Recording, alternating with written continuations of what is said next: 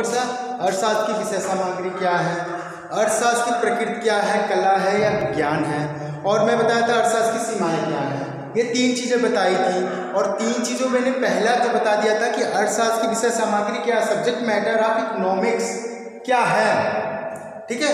किन किन चीज़ों पर बताया था, 5 चीज़ें बताई थी। क्या बताई थी? उपभोग, उत्पादन, विनिमय, वितरण, राजस्व। ये 5 चीज़ें मैंने बताई थी। Consumption, production, exchange, distribution, public finance. उपभोग पहला इसमें बताना है, उपभोग, कंजप्शन, उपभोग।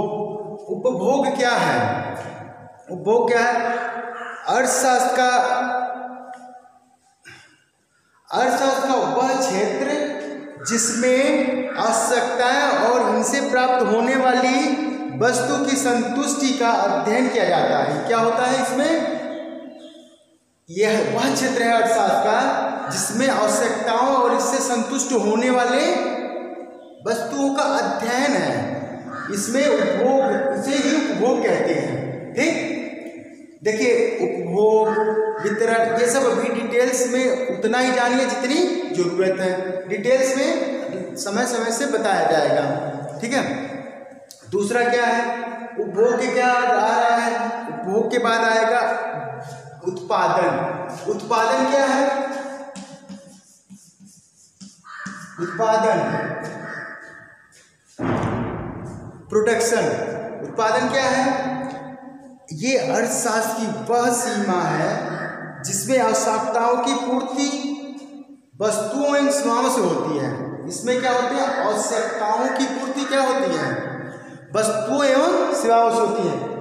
देखिए उत्पादन, जैसे जैसे आवश्यकता बढ़ेगी वैसे वैसे वस्तुओं का उत्पादन व्यक्ति करता है, ठीक है। मार्केट में जिस चीज़ की ज़्यादा मांग होती है उत्पादन उसी की किया जाता है, और जिस चीज़ का मांग कम हो जाती है उसका उत्पादन कम हो जाता है, या उसमें संशोधन करके नई चीज़ें लाई जाती हैं मार्केट में। उत्पादन जैसे जैसे आवश्यकता बढ़ेगी वैसे वैसे उत्पादन होता जाएगा, ठीक। ये हुआ दूसरा। तीसरा क्या है? विनिमय। विनिमय, एक्सचेंज। ये एक्सचेंज होता है। एक्सचेंज क्या होता है?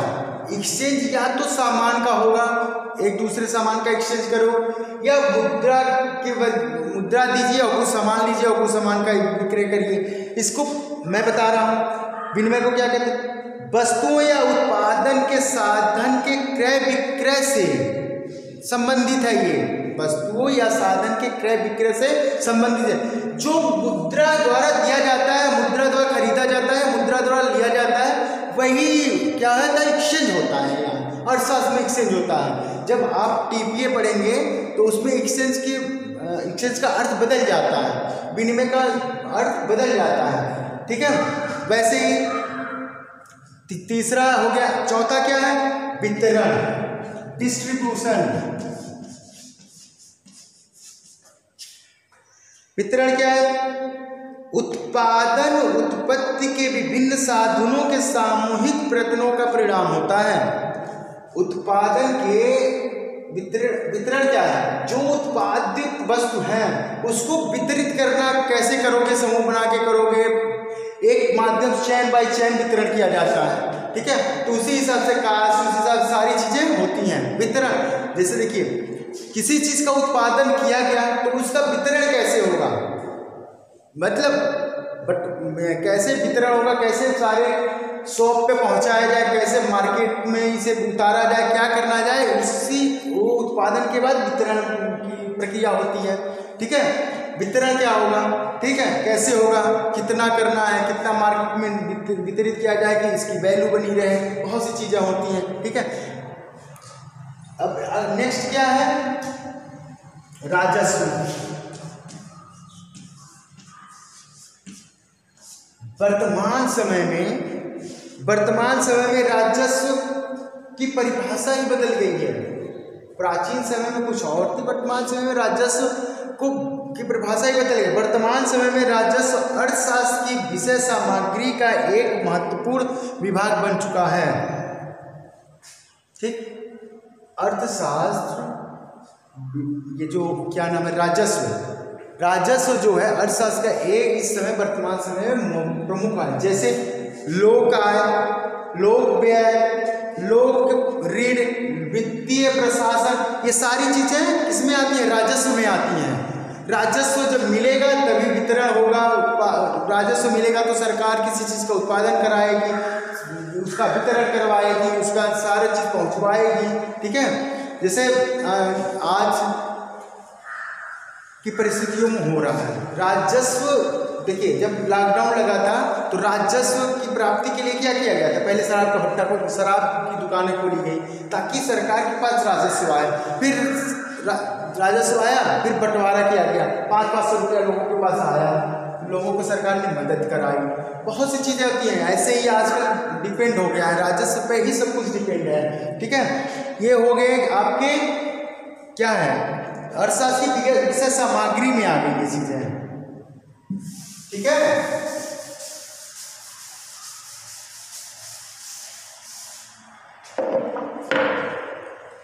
अर्थशास्त्री प्रकृति,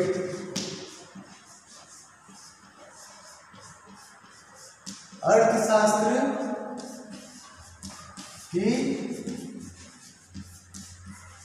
प्रकृति, अर्थशास्त्र की प्रकृति, नेचर ऑफ इकोनॉमिक्स,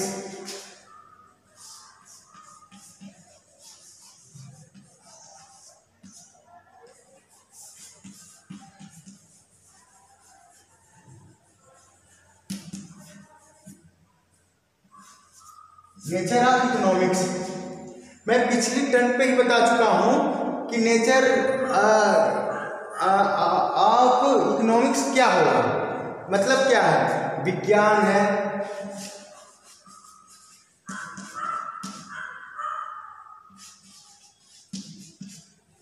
मतलब अर्थशास्त्र की प्रकृति क्या है, अर्थशास्त्र की प्रकृति क्या है।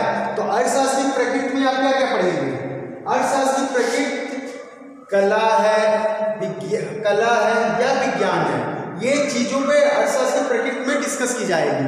कला है, विज्ञान है, ये सब चीजों पे डिस्कस होगा इसमें कि अर्थशास्त्र कला है या विज्ञान है या दोनों है। ठीक है, तो इसके लिए अब विज्ञान क्या है इसको जानना बहुत जरूरी हो जाएगा, कला क्या है इसको जानना बहुत जरूरी है। विज्ञान को एक लाइन में कहें तो विज्ञान को क्या कहते हैं, अर्थशास्त्र विज्ञान है या कला है, इसको इस विज्ञान में क्या कहेंगे, विज्ञान में कहेंगे किसी विषय के क्रमबद्ध, किसी भी विषय के नियमबद्ध या क्रमबद्ध ज्ञान को विज्ञान कहते हैं। आपने साइंस जब पढ़ी होगी तो ये चीजें हमेशा कोट करी जाती थी कि क्या क्या करी जाती थी कि अर्थशास्त्र किसी विषय के नियमबद्ध या क्रमबद्ध ज्ञान को विज्ञान कहते हैं। ये हमेशा कहा गया, इंटर हाई स्कूल में जब भी आप पढ़े होंगे ये चीजें आई हैं। अब कला क्या है, कला है, कला शब्द कृत धातु से बना है, कला शब्द किससे बना है, कृत धातु से बना है, कृत धातु से बना है, कला शब्द कृत धातु से बना है। ठीक है, कृत धातु से बना है और इसको क्या कहते हैं, इसे विज्ञान को एक लाइन में परिभाषित किया गया है, वैसे कला को भी परिभाषित किया क्या, कृत, कला कृत शब्द धातु से बना है, जिसका अर्थ होता है किसी काम को उत्तम ढंग से करना। क्या होता है, किसी काम को उत्तम ढंग से करना ही कला कहा जाता है। जैसे आप कला में बहुत सी चीजें आती हैं, कला एकदम परफेक्ट होनी चाहिए, कला में चीजों का अध्ययन किया जाता है, कला ठीक है क्या है, हम इस पे चर्चा करेंगे, किस पे, कला विज्ञान है या वो है क्या नाम है, कला है, कला अर्थशास्त्र कला है या विज्ञान है, इस पर चर्चा करी जाएगी। ठीक है, तो विज्ञान और कला को लेके हम दूसरे पार्ट में पढ़ाएंगे आपको। ठीक है, ओके, चलो अब अगले टर्न पे यही पढ़ाया जाएगा। अर्थशास्त्र के विषय सामग्री के बारे में बताया था आप लोगों को, तो उसके बाद दूसरा अर्थशास्त्र की प्रकृति बता रहा था। अर्थशास्त्र की प्रकृति में मैंने बताया बताया था कि कला है या विज्ञान है, इसके बारे में हम लोग बताया जाएगा, इसे हम लोग बताएंगे, इसे पढ़ा जाएगा, ठीक है। तो अर्थशास्त्र विज्ञान है, कला है, ये बहुत ब्रॉड है, भला विज्ञान है, कला है, बहुत ब्रॉड है। ऐसे यदि हम पढ़ाएंगे तो बहुत कम से कम 3-4 टर्म लगेगा, लेकिन आप लोगों को मैं शॉर्ट में कुछ हेड्स बता दे रहा हूँ, जिसके अंतर्गत आप लोग पढ़ते रहिए और कुछ किताबों से देखते रहिए, ठीक है। यहाँ सारी चीज़ें बता पाना संभव नहीं है, हाँ, और क्योंकि ये यहाँ 20-20 मिनट की वीडियो बन रही है ना, ज़्यादा आधे घंटे की और 1 घंटे की वीडियो रहती तो कुछ चीज़ें क्लियर होती और जल्दी जल्दी क्लासेस ख़त्म होते, लेकिन कुछ चीज़ें मैं आप लोगों को कोशिश करूँगा बढ़िया देने की। आज जितना ना बेस्ट दे सकता हूँ उतना करने की कोशिश कर रहा हूँ, ठीक है। तो अर्थशास्त्र को विज्ञान मानने के पक्ष में तर्क, अब कुछ तो तर्क होगा, किसी चीज़ को मानने के लिए कुछ तो तर्क दिया जाएगा। जैसे मैं मान लूँ, आप जैसे मान लीजिए कि मैं कोई व्यक्ति है, उसकी गुण को बताया जाएगा, तो तर्क दिया जाएगा ना कि इसमें क्या क्या गुण है और क्यों है, क्या क्या चीज़ है, इसमें खासियत क्या है, तभी तो पता चलेगा कि इस व्यक्ति में ये गुण है, उसके पक्ष में तर्क दिया जा रहा है, ठीक है। तो अर्थशास्त्र को विज्ञान मानने के पक्ष में तर्क है। ये क्या, कौन से तर्क है, ये 5 तर्क दिए गए हैं। क्या क्या, विषय का क्रमबद्ध विवेचन, यदि अर्थशास्त्र को विज्ञान माना जा रहा है तो विज्ञान में क्रमबद्ध विवेचना होनी चाहिए, हर एक चीज की विवेचना होनी चाहिए, साइंस की तरह एक चीज की प्योरिटी होनी चाहिए, ठीक है, ये कहा गया है। दूसरा, सिद्धांतों का वर्णन, जो भी सिद्धांत इसमें आए, ठीक है, जो भी सिद्धांत है उसका वर्णन स्पष्ट तौर पे होना चाहिए, ठीक है। सिद्धांतों का वर्णन हो गया कि तीसरा हो गया सार्वभौमिक सत्यों का प्रतिपादन, यदि जो चीज निकल के बाहर आ रही है उसकी सत्यता को प्रमाणित होना चाहिए, उसकी सत्यता प्रमाणित होनी चाहिए, ठीक है। विज्ञान में जैसे साइंस में प्रमाण होता है ना, कोई चीज हम बनाते हैं तो उसका प्रमाण निकलता है, कुछ ना कुछ निकलता है, वैसे ही इसके अध्ययन में यदि अध्ययन किया जा रहा है इसका अर्थशास्त्र का, तो कुछ ना कुछ प्रतिपादित सिद्धांत होने चाहिए, प्रतिपादन होना ऐसा चाहिए, सार्वभौमिक सत्य, वो सत्यता पे खरा उतरे, ठीक है, ऐसा होना चाहिए। चौथा हो गया मुद्रा का मापदंड, कोई भी मुद्रा उसका मापदंड होता है, किसी चीज का भी मापदंड होता है, तो यहाँ मुद्रा का अध्ययन होता है, अर्थशास्त्र में मुद्रा और वस्तुओं का अध्ययन होता है। तो मुद्रा का मापदंड एकदम सटीक होना चाहिए, उसमें इफगट नहीं होना चाहिए, लेकिन किंतु परंतु नहीं आना चाहिए, जो भी है उसका एकदम मापदंड सही होना चाहिए, ठीक है। तीसरा क्या है, भावी अनुमान, यदि 5वां है भावी अनुमान, मतलब यदि ऐसा हो रहा है तो इसका फ्यूचर में आगे चल के भविष्य में क्या प्रभाव पड़ेगा, उसका भी लेखा जोखा और विवरण होना चाहिए, यूं ही नहीं अर्थशास्त्र को विज्ञान कह दिया जाएगा। ये 5 चीजें होना बहुत जरूरी है, ठीक है, 5 चीजों का होना बहुत जरूरी है। ये चीजें यदि नहीं है तो अर्थशास्त्र को विज्ञान हम नहीं मानेंगे। विज्ञान मानने के लिए अर्थशास्त्र को ये 5 चीजें जरूरी होती हैं। अब किसी भी चीज का यदि अर्थशास्त्र, जैसे क्या होता है, हमारा यदि बजट बनता है तो मुद्रा में बनता है, तो मुद्रा में जब बनता है तो भावी अनुमान 1 साल का पूरा लेखा जोखा दिया जाता है, कितना खर्च होगा किस मद पे, कितना ब्याज दिया जाएगा, कितना सुरक्षा पे खर्च होगा, कितना किसी पे खर्च होगा, ये सारी चीज़ें इस अनुमान में लगाया जाता है। कितना अनुमान होगा, जैसे जीडीपी कितनी होगी, क्या होगा अगले साल में, इसमें कितनी जीडीपी बढ़ जाएगी, ये पैसे लगाने के पहले अनुमान लगाया जाता है, भावी अनुमान। तो उन सब चीज़ों का लेखा जोखा ही अर्थशास्त्र होता है। अब विज्ञान होने के लिए ये 5 शर्तें बहुत आवश्यक हैं, अर्थशास्त्र को विज्ञान मानने के लिए 5 शर्तें आवश्यक हैं, ठीक है। अब मैं अगले कक्षा पे कला के बारे में बताऊंगा, कला होगा तब फिर बताऊंगा कि दोनों क्या होते हैं, ठीक है।